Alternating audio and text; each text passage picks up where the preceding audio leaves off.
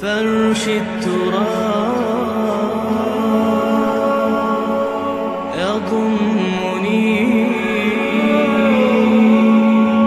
وهو غطاء. کبھی اگر قبۃ الصخرہ گرا دیا گیا تو مسجد اقصی گرا دی گئی، پھر جو ہوگا طوفان جو آئے گا اس سے پھر ایک بہت عظیم جنگ کا معاملہ.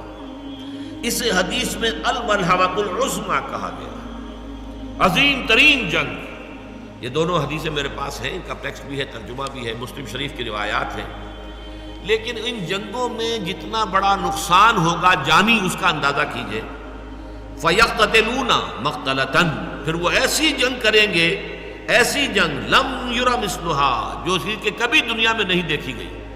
کیونکہ ایک واسط علاقے میں بہت بڑی جنگ ہو رہی ہے تو اور بات ہے.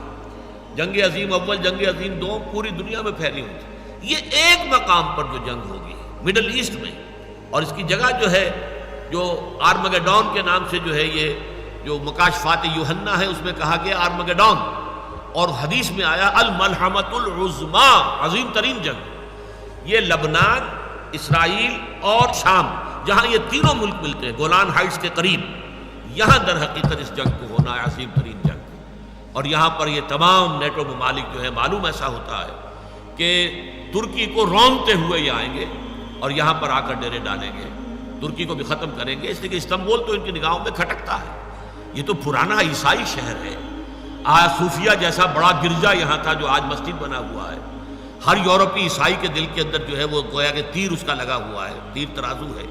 یہی وجہ ہے کہ وہ کسی صورت میں بھی یورپین یونین میں ترکی کو شامل کرنے کو تیار نہیں ہے، چاہے ترکی ہر اعتبار سے اپنے آپ کو یورپی ثابت کرنے کی کوشش کرے. لیکن نہیں، وہاں جو ہے عورتوں کے لیے سرپرستار باندھنا بھی ممنوع کر دیں تبھی وہ انہیں اپنے ساتھ شمار کرنے کو تیار نہیں ہے. اس لیے نقشہ جو ہے آنے والا اس کو اچھی طرح سمجھ لیجئے کہ اس میں جیسا کہ حدیث میں آتا ہے جزیرہ نماء عرب میں بھی بہت بڑا طوفان آئے گا، اور صرف مدینہ منورہ جو ہے اور شاید اس کے نیچے مکہ مکرمہ یہ حجاز کا علاقہ بچے گا، باقی پورے پر جو ہے وہ دشمنوں کا قبضہ ہوگا.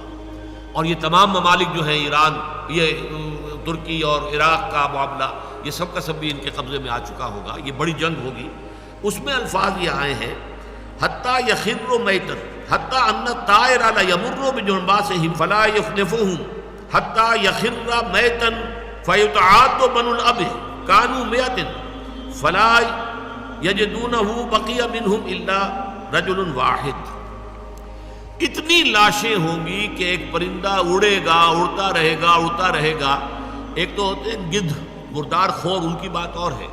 ایک پرندے، چڑیے، یہ بڑی نفاست پسند ہوتی ہے، یہ گندگی کے اوپر نہیں بیٹھتی، اترنا نہیں چاہتی. لیکن یہ کہ لاشوں سے اور ان کی بدبو سے وہ پورا علاقہ اس بری طریقے سے متاثر ہوگا کہ پرندہ اڑتا جائے گا، اڑتا جائے گا، اڑتا جائے گا، اسے اترنے کی جگہ نہیں ملے گی، یہاں تک کہ تھک کر وہ مر کر مردہ ہو کر نیچے گر جائے گا تو ایک لاش کے اوپر ہی گرے گا. اور اس کے بعد جب گنتی کی جائے گی تو ایک شخص کے 100 بیٹے ہوں گے تو ان میں سے ایک بچے گا. یعنی خاندان مراد ہے. ایک دادا کے فرض کیجئے کہ پوتے یا پردادا کے پڑ پوتے جو ہیں 100 تھے. اس بڑے پیمانے پر تباہی عالم عرب کے اوپر آئے گی اس جنگ کے نتیجے.